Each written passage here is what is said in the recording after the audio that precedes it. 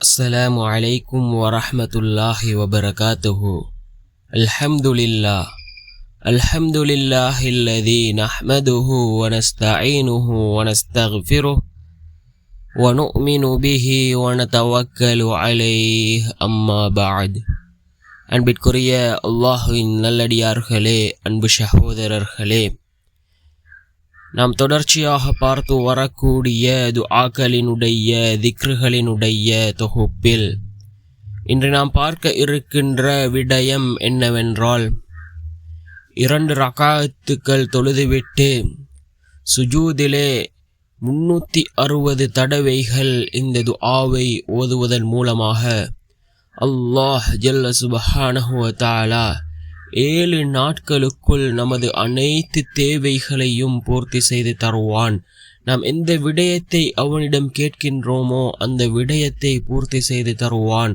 அப்படிப்பட்ட மிகச்சிறந்த ஒரு துஆவை தான் நாம் இன்றைய வீடியோவில் பார்க்க இருக்கின்றோம். அன்பார்ந்தவர்களே, அல்லாஹ்வின் நல்லடியார்களே, அதிகமானோர் நம்முடைய சேனலை சப்ஸ்கிரைப் செய்யாமல் பார்த்து கொண்டிருக்கின்றீர்கள். நீங்கள் சப்ஸ்கிரைப் செய்து லைக் இடுவதன் மூலமாக நமது சேனலில் உள்ள வீடியோக்கள் இன்னும் பல சகோதரர்களுக்கு கொண்டு போய் சேர்க்கப்படும். அவர்கள் அதனை பார்த்து பயனடைந்தால் அதற்குரிய கூலியை அல்லாஹ் உங்களுக்கும் வழங்குவான். அன்பார்ந்தவர்களே, அல்லாஹ்வின் நல்லடியார்களே, நம்முடைய தேவைகள் நிறைவேற வேண்டுமா, நம்முடைய நாட்டங்கள் நிறைவேற வேண்டுமா, அல்லாஹ்வின் மீது நம்பிக்கை வைத்தவர்களாக ஒவ்வொரு நாளும் வுலூ செய்துவிட்டு 2 ரகாத் நஃபில் தொழுதுவிட்டு அந்த சஜிதாவிலே இருக்கும் நிலையில், நாம் அந்த 2 ரகாத்திலும் சஜிதாவிலே இருக்கும் நிலையில் அல்லாஹ்விடம் மன்றாடி பாவ மன்னிப்பு கேட்டு இஸ்திக்ஃபார் அதிகமாக செய்து அதன் பின்னால் இந்த துஆவை 360 தடவைகள் நாம் ஓத வேண்டும். என்ன துஆ என்றால், யா ஹய்யு யா கய்யூம் லா இலாஹ இல்லா அன்த சுப்ஹானக இன்னி குன்து மினல் ஸாலிமீன்.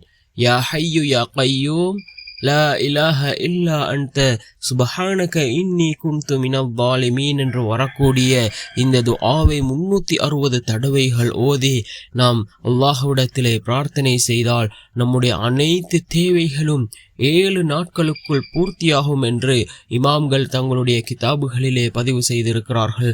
அதிகமானோர் இதனை ஓதி தங்களுடைய வாழ்க்கையில் அனுபவம் அடைந்திருக்கிறார்கள்.